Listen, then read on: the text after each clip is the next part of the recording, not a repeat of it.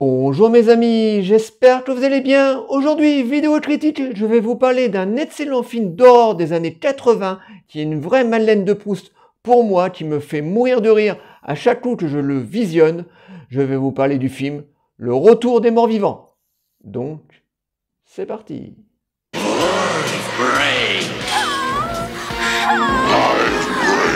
Why do you eat people? Not people. Brains. How do you kill something that's already dead? The Return of the Living Dead. Ah, rien que tel qu'un bon vieux film de morts-vivants des années 80. La bonne époque. Enfin bref. Le Retour des Morts-Vivants est un film réalisé en 1985 par Dan O'Bannon. C'est un film d'horreur de morts-vivants comique d'humour noir qui s'inspire très largement du film de George Romero, La Nuit des Morts-Vivants de 1968. Je pense qu'à l'époque, le jeune Romero ne savait pas du tout l'impact qu'allait avoir son film qui va devenir culte avec les années, qui va inspirer énormément de films de zombies et de morts-vivants dans les années 70-80.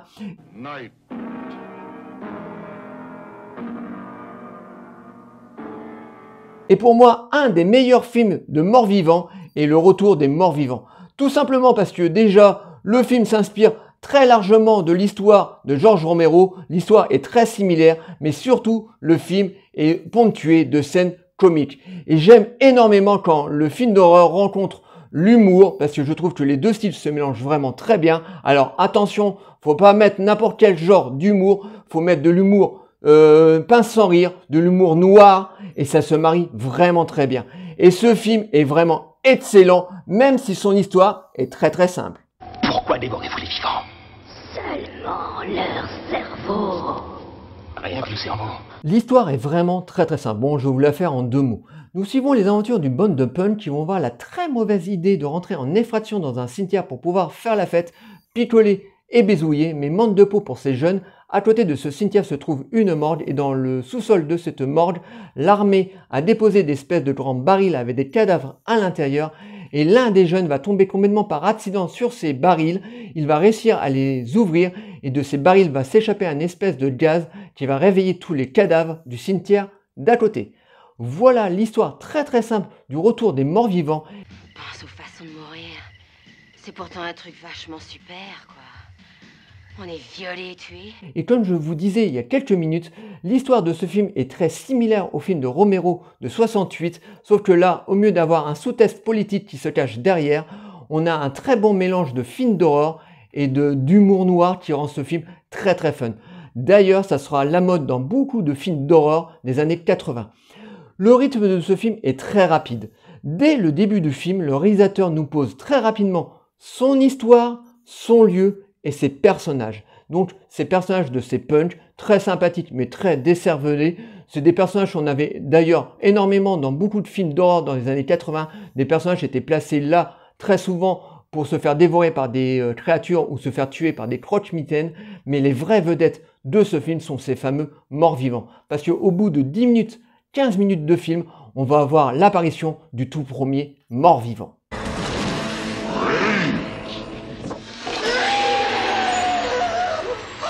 Un mort-vivant vraiment très très bien réussi avec de très belles prothèses, un très beau maquillage. Il mesure 2 mètres, il a le corps en putréfaction. Il y a même une substance gluante comme ça qui lui dégouline le long du corps, donc très réussi et très terrifiant.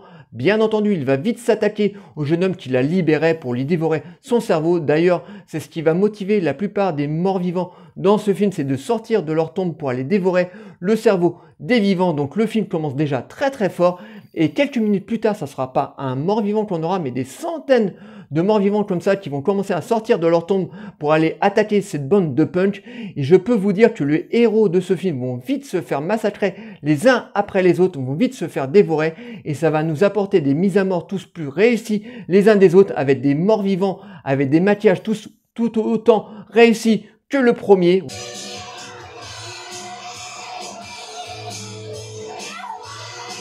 Voilà, je tire mon chapeau à l'équipe des effets spéciaux qui ont créé ces maquillages et ces animatroniques, parce qu'on a de très beaux maquillages, mais aussi de très beaux animatroniques, parce qu'on a des mains qui courent tout seuls, où on a des têtes séparés de leur corps, qui partent tout seuls. Donc on a aussi de très très beaux animatronics et c'est vraiment là où le film tire son épingle du jeu, c'est au niveau de sa forme technique qui est très très bien réussi. Donc je tire mon chapeau et c'est vraiment jouissif de voir tous ces zombies avec ces très beaux maquillages et ces très beaux animatronics.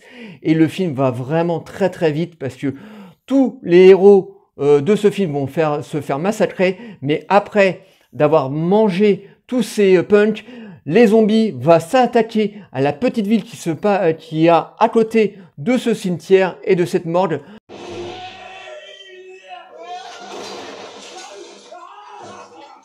On va avoir des vagues et des vagues de zombies comme ça qui vont commencer à surgir tout d'abord du cimetière et ensuite des ruelles de cette ville. Donc tous les habitants de cette ville vont se faire dévorer. Donc je peux vous dire qu'en niveau tripaille, on a vraiment pour notre argent. En plus, on a cet humour qui est vraiment toujours là en permanence, qui est vraiment bienvenu, où on rigole jaune, mais vraiment très très bienvenu. Et c'est un film de zombies que j'adore. C'est peut-être un des films de zombies que je préfère. Bon, j'aime beaucoup le film de Romero de 68, mais c'était un film premier degré avec un sous-texte un petit peu politique derrière. Bon, on a eu d'autres films de zombies qui étaient tout aussi bien dans les années 80 et dans les années qui ont suivi, mais Le Retour des Morts Vivants, c'est un film que j'aime beaucoup parce que c'est ce mélange donc de films d'horreur et de films comiques qui se mélangent vraiment très très bien. Le mal d'être mort. Et il va très vite. Le film dure 1h20. On a attaque sur attaque et c'est vraiment très jouissif. Au niveau des acteurs, on n'a pas vraiment d'acteurs très connus. Bon, on a des têtes qu'on connaît bien. Voilà, beaucoup d'acteurs qui ont joué dans beaucoup de séries à la télévision ou dans beaucoup de films d'horreur, mais on n'a pas de grosses têtes d'affiche. Mais c'est pas là où le film est vraiment très bien. Là où vraiment tout est réussi, c'est au niveau de ces acteurs principaux, donc ces morts vivants qui sont très très bien réussis.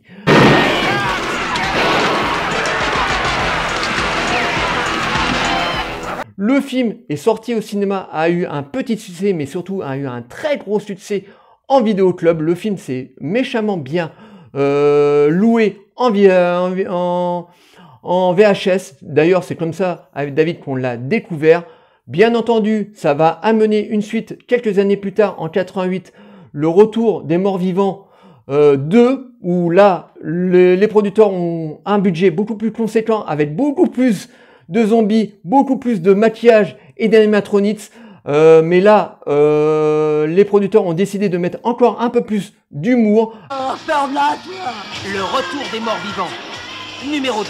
Le film est encore très bien réussi. Bon, moi, je préfère particulièrement le premier au deuxième, mais les deux premiers sont vraiment très bien. Quelques années plus tard, on aura Le Retour des Morts Vivants 3 dans les années 90, réalisé par Brian Yuzna. Alors moi, je ne suis pas un très grand fan de Brian Yuzna, donc le troisième, j'adhère pas très bien parce que le réalisateur a repris la saga et l'a mis à sa sauce. Et moi, j'aime pas trop l'univers de Brian Yuzna. Il est très proche de Lovecraft, comme ça, c'est des mélanges de corps, un petit peu à la David Cronenberg. Donc, dans le troisième, on avait encore des morts vivants encore très très bien réussis, mais voilà, j'adhère pas beaucoup à l'univers du troisième. Et ensuite, on a eu un quatrième et un cinquième là qu'il faut complètement oublier. C'est des gros navars qui ont été faits à la fin des années 90, dans les années 2000, mais vraiment, pour moi, les meilleurs retours des morts vivants, c'est le 1 et le 2 qui sont vraiment excellents. Donc, si vous aimez les films de morts vivants des années 80, je vous conseille Le Retour des Morts Vivants 1 et 2, parce que c'est vraiment des films très jouissifs, avec énormément de tripailles, de mise à mort, d'hémoglobine, avec cet humour noir bienvenu. Et je pense que même encore maintenant, hein, j'ai vu les deux premiers, les effets spéciaux passent encore très bien. Bon, il y a certains effets spéciaux qui ont vieilli, mais passent encore très bien et c'est vraiment excellent. Donc si vous aimez ce genre de film d'horreur, je pense que ce film est pour vous parce que c'est vraiment excellent. Voilà, j'espère que cette vidéo vous aura plu. Likez, délikez, abonnez-vous. N'hésitez pas à m'envoyer des messages sur le film Le Retour des Morts Vivants, je vous répondrai toujours avec plaisir. Et je vous dis à très très bientôt.